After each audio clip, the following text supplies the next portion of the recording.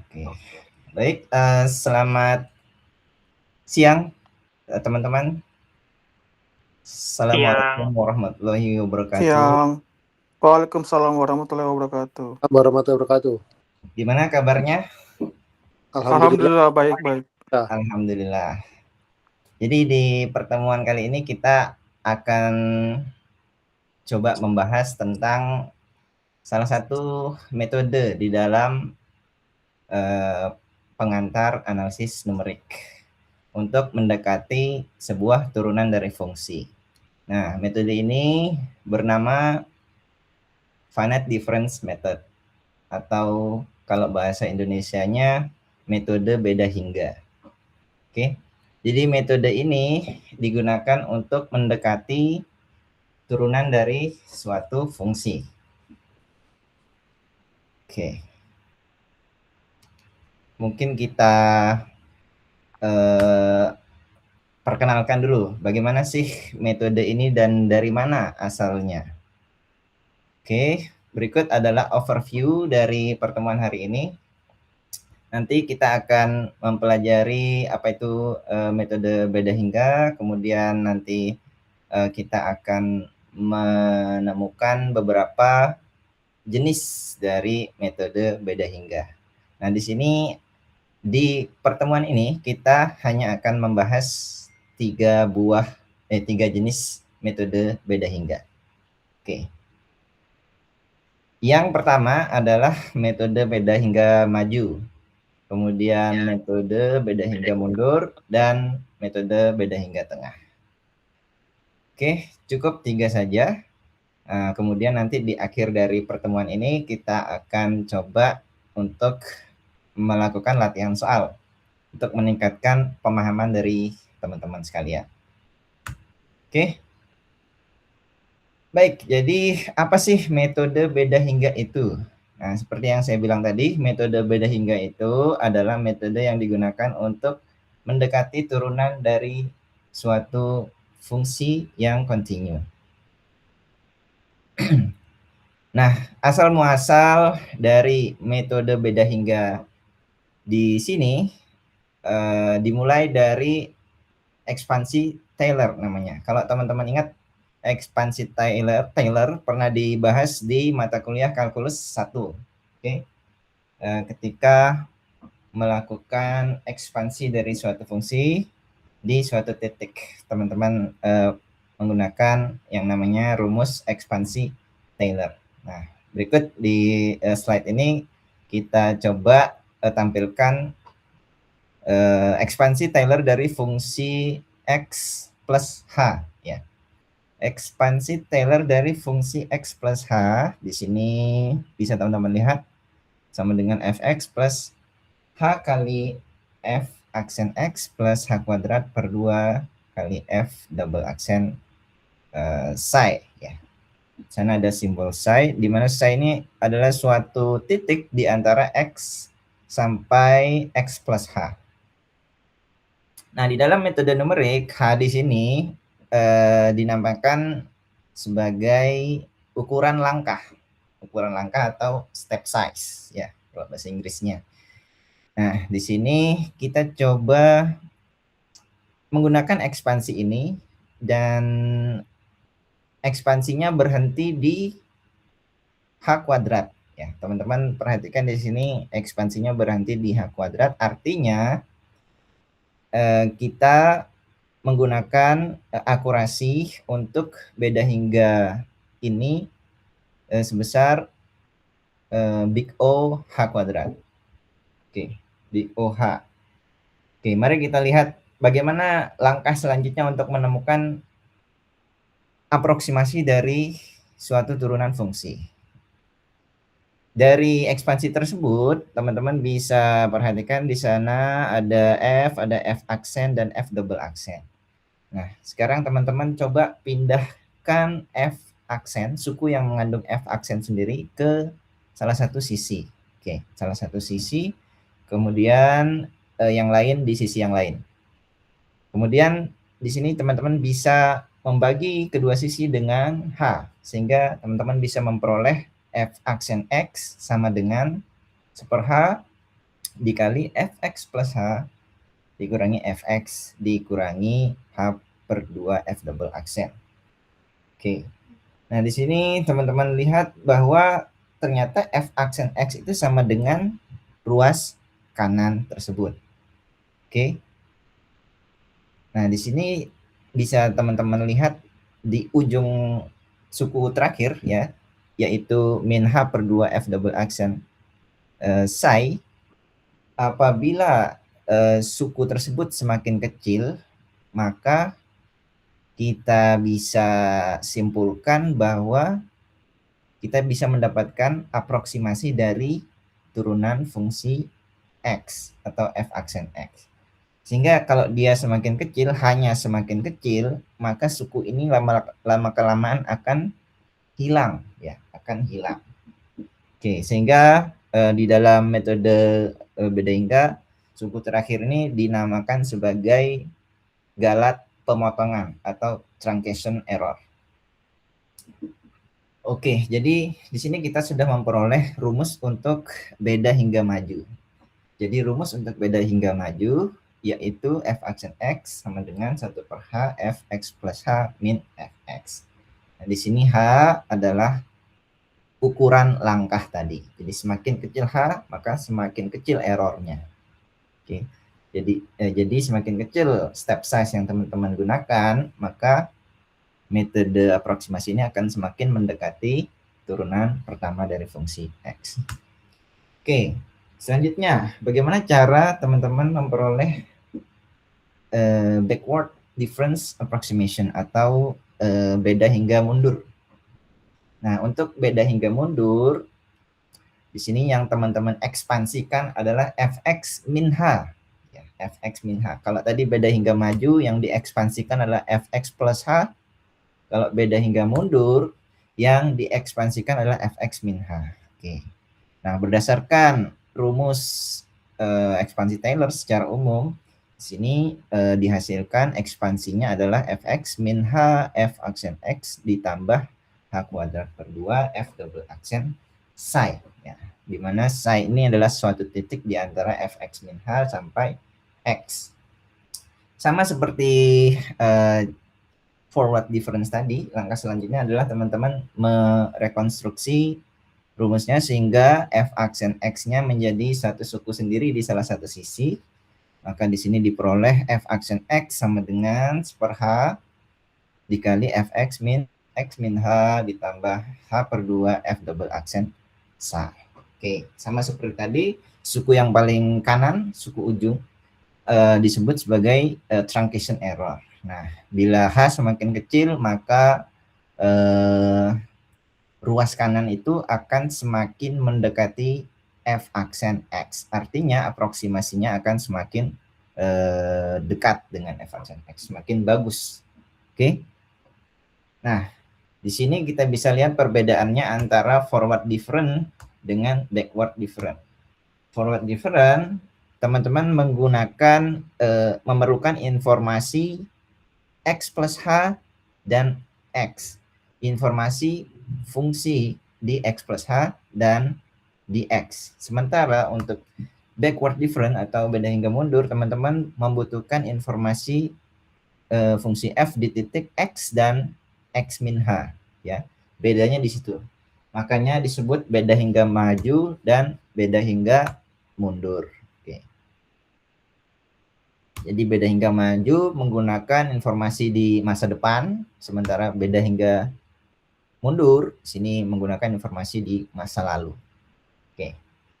Nah, di sini local truncation error-nya sama-sama h per 2 f aksen double aksen psi. Cuman beda tandanya mungkin ya. Di sini adalah negatif, di situ adalah positif. Oke, mari kita lihat contoh berikut. Oke, contoh berikut adalah contoh untuk menghitung turunan fungsi cos ya, dengan menggunakan beda hingga. Nah, di sini fungsi cos dan h yang digunakan atau ukuran langkahnya adalah 0,1. Nah, secara eksak ya, secara analitik, turunan dari fungsi cos adalah Apa teman-teman, masih ingat nggak turunan cos? Turunan cos adalah, ada yang bisa bantu jawab? Turunan cos adalah negatif sin X ya. Turunan cos X adalah negatif sin X. Artinya turunan F di titik pi per 4 berarti min sin pi per 4 dan nilainya adalah min 0,7071. Itu adalah nilai eksaknya. Sekarang kita coba menggunakan metode numerik. Apakah nilai metode numerik akan mendekati nilai eksaknya? Nah, di sini kita menggunakan beda hingga maju. Beda hingga maju, oke, beda hingga maju. Rumusnya yaitu seper H fx plus H dikurangi fx. Nah, di sini hanya tadi 0,1, sementara x-nya adalah pi per 4. Tinggal teman-teman masukkan ke dalam rumus itu, diperoleh 1 per 0,1 dikali 0,70047 dikurangi 0,7 sekian. Maka hasil yang diperoleh menggunakan beda hingga maju adalah min 0,7106 dan seterusnya. Oke, bagaimana untuk mengukur kesalahannya, mengukur errornya? Mengukur errornya teman-teman tinggal menggunakan absolut ya, absolut dari selisih dua buah hasil ini. Yang pertama menggunakan eksaknya dikurangi hasil numeriknya, maka diperoleh selisihnya dan diabsolutkan kesalahannya adalah sebesar 0,0035. Jadi errornya adalah 0,0035, sementara untuk truncation errornya menggunakan suku yang terakhir tadi teman-teman. Masih ingat ya? H per 2 F double aksen X. Oke. H per 2 F double aksen psi. Oke, sini kita peroleh truncation errornya adalah sebesar 0,005. Jangan lupa ditaruh absolute value.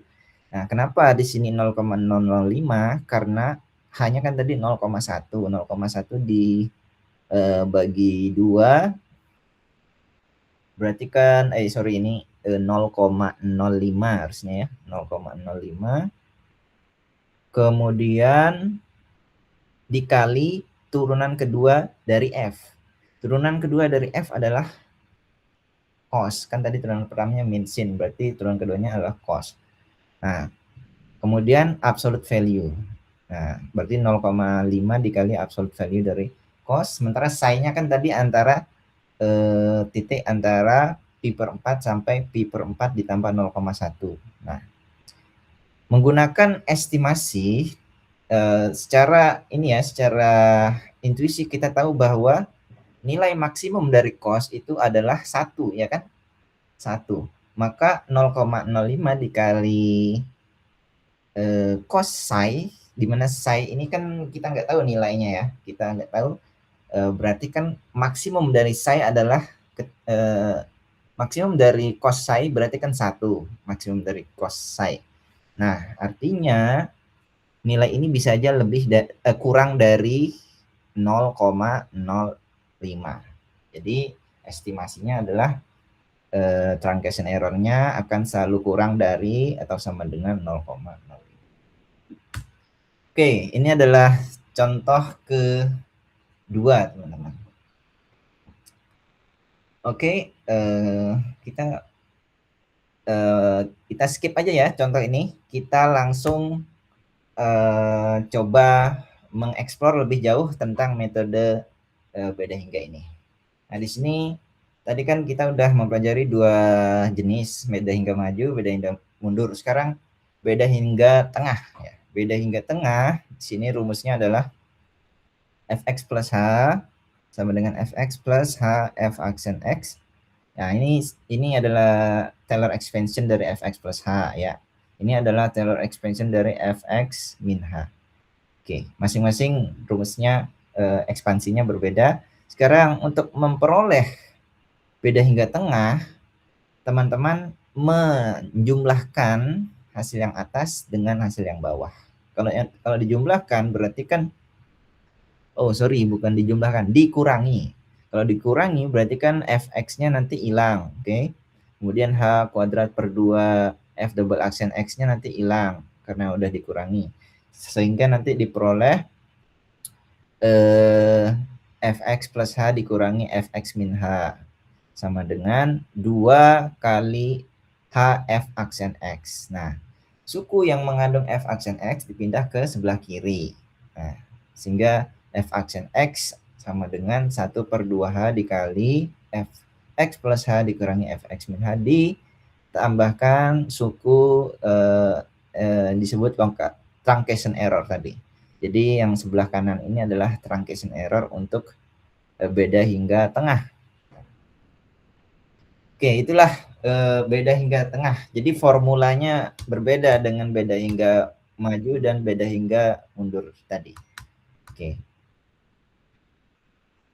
Jadi ini adalah hasil yang cukup favorable karena suku h kuadrat di errornya ini artinya metode ini mempunyai orde yang lebih tinggi.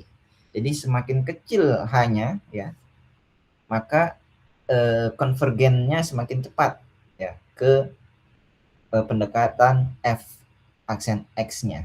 Ya, karena dia h kuadrat kan di local truncation error-nya. Berbeda dengan yang tadi, yang tadi cuma h aja.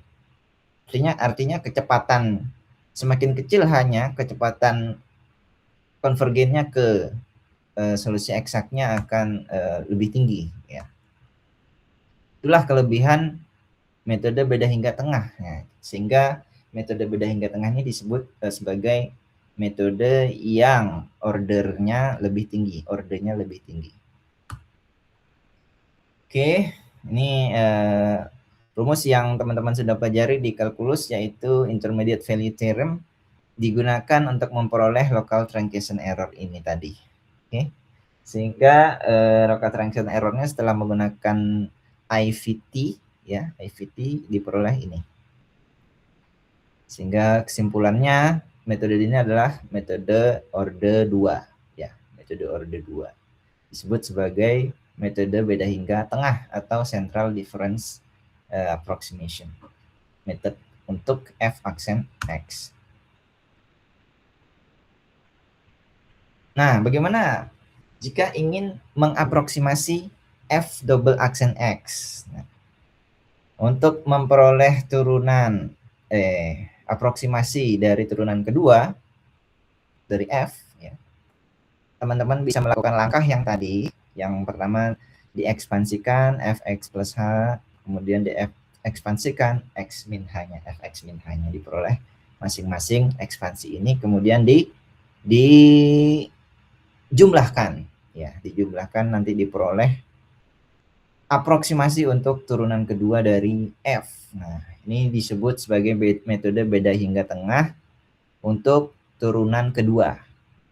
Dan truncation errornya dilihat h kuadrat, berarti dia metode orde 2 ya. Ingat, kalau dia h kuadrat berarti metode orde 2, kalau dia h saja berarti dia metode orde 1 untuk local truncation errornya. Oke. Nah, di sini ada pertanyaan dari teman-teman. Silakan, di sini saya coba untuk membuka sesi tanya jawab buat teman-teman. Ya. Oke, dari ya saudara Koni, ya silakan dinyalakan mikrofonnya ya. Permisi Kak Ivan, mau tanya. Ya. Apa perbedaan antara beda maju forward, beda mundur backward, dan beda pusat atau sentral? Terima kasih. Oke, pertanyaan yang sangat menarik dari Mas Koni ya. Sini coba saudara membayangkan bahwa saudara sedang berdiri di sebuah titik ya, berdiri di suatu posisi lah, di suatu titik, dan ingin menebak kemiringan jalan di titik tersebut. Nah, menggunakan beda hingga maju, beda hingga mundur, dan beda hingga tengah, di sini ada perbedaannya. Untuk beda hingga maju, Anda menebak kemiringan dengan melihat titik tempat Anda berdiri dan satu langkah di depan Anda. Sementara untuk beda hingga mundur, sini Anda menebak kemiringan di posisi Anda itu dengan menggunakan titik tempat Anda berdiri dan titik satu langkah di belakang Anda. Ya, itu untuk beda hingga mundur. Nah, sementara untuk beda hingga tengah, di sini Anda tidak hanya menggunakan titik tempat Anda berdiri dan titik satu langkah di depan ataupun satu langkah di belakang Anda, tapi Anda menggunakan ketiga-tiganya. Jadi Anda menggunakan ketiga titik tersebut, yaitu Anda melihat satu langkah di depan, satu langkah di belakang, dan titik Anda berada. Lalu Anda merata-ratakannya, lalu Anda memperoleh hasil kemiringan dari tempat Anda berdiri. Jadi di sini beda hingga tengah biasanya memperoleh hasil yang lebih akurat daripada beda hingga maju ataupun beda hingga mundur. Karena tadi local transition error-nya tadi ordernya 2 ya, lebih tinggi. Begitu kira-kira Mas Kani. Oke. Apakah ada pertanyaan lainnya dari mahasiswa?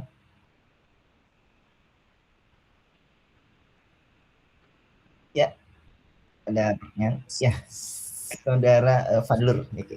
Ya, Oke, Mas Fadlur. saya Silakan. ingin bertanya, mengapa kita butuh metode beda hingga, bukannya sudah ada cara eksak atau rumus analitik? Baik, ini salah satu pertanyaan yang menarik ya teman-teman. Jadi kenapa kita belajar tentang metode numerik ini? Oke.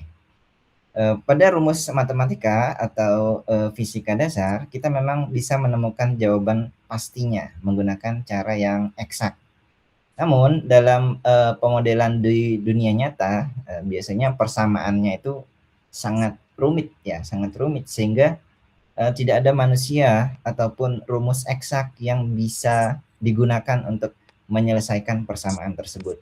Nah, disinilah manfaatnya metode beda hingga ini digunakan, yaitu untuk mencari pendekatan dari solusi eksaknya dan menggunakan komputer untuk mencari nilai pendekatan atau nilai hampirannya yang hasilnya akan mendekati nilai aslinya. Begitu kira-kira Mas Fadlur. Oke, baik. Oke. Terima kasih. Baik, sama-sama. Oke, jadi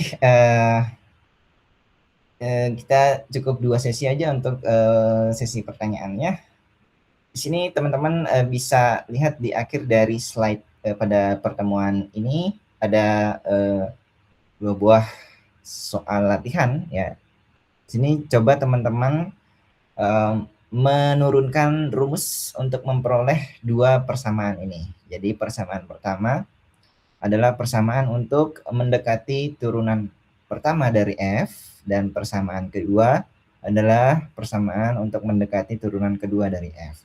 Nah, coba teman-teman cari bagaimana cari langkah-langkahnya, mulai dari ekspansi Taylor tadi seperti yang sudah diajarkan, kemudian melakukan ekspansi dan bagaimana caranya supaya diperoleh persamaan 1 dan persamaan 2 ini. Oke, ini adalah tugas buat teman-teman dan silakan dikerjakan dari sekarang.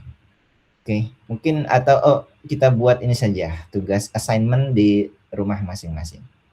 Kemudian jika teman-teman masih bersemangat untuk mengerjakan tugas, di sini saya ada kasih bonus soal ya.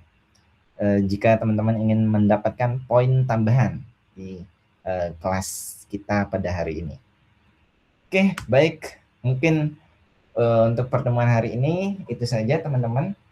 Terima kasih atas atensinya dan semoga apa yang kita pelajari hari ini menjadi